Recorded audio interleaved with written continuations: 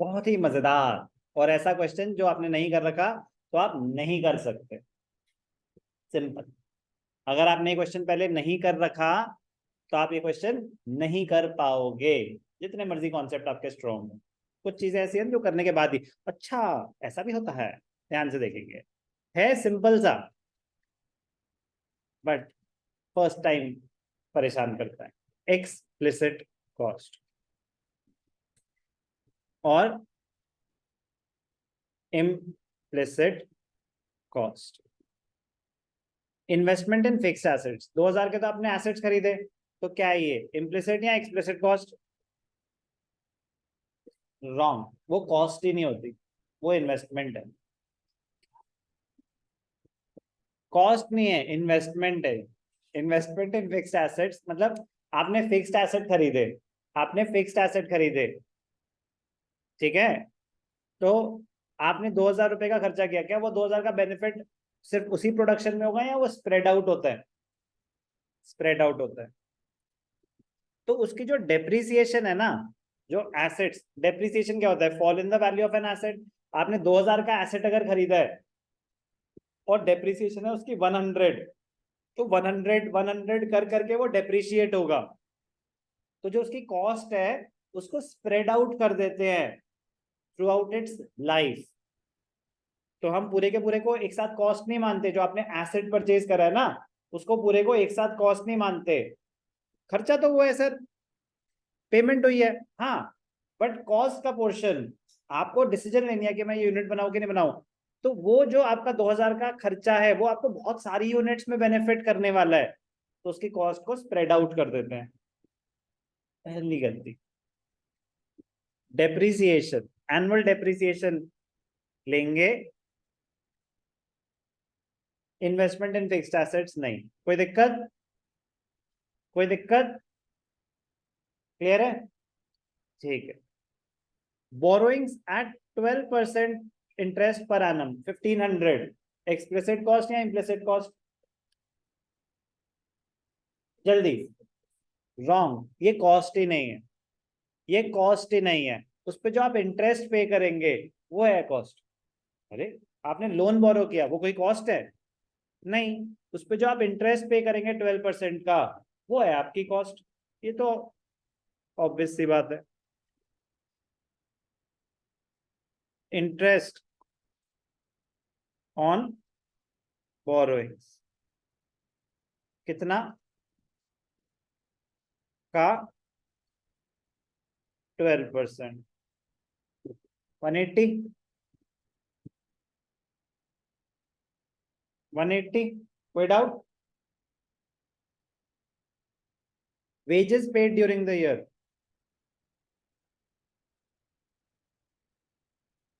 Wages कितना? 120। Annual rental value of owners factory building, implicit cost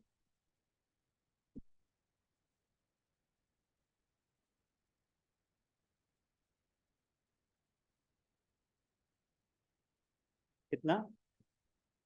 100।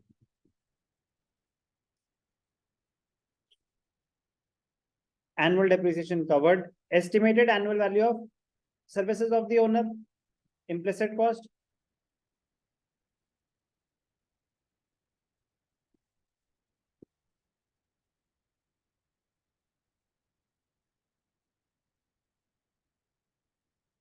कोई दिक्कत?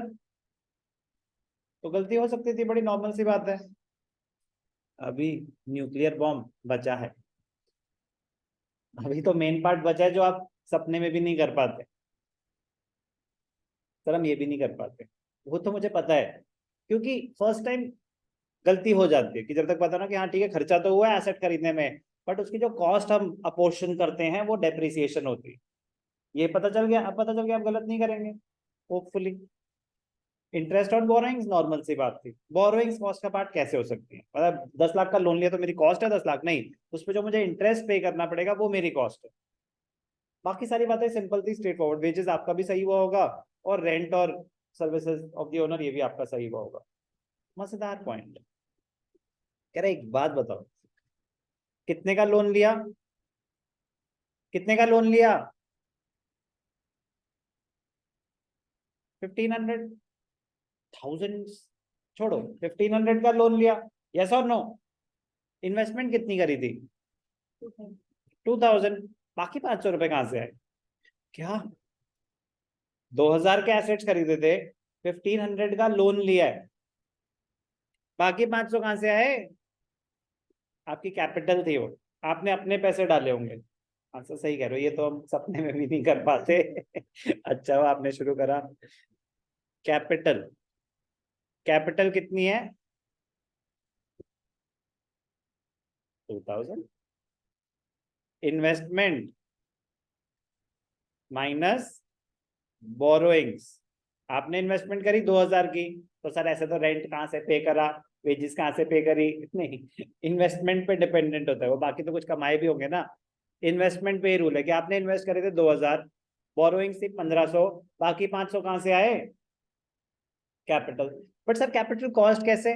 Capital cost नहीं है, कॉस्ट है इंटरेस्ट ऑन कैपिटल, कॉस्ट है इंटरेस्ट ऑन कैपिटल।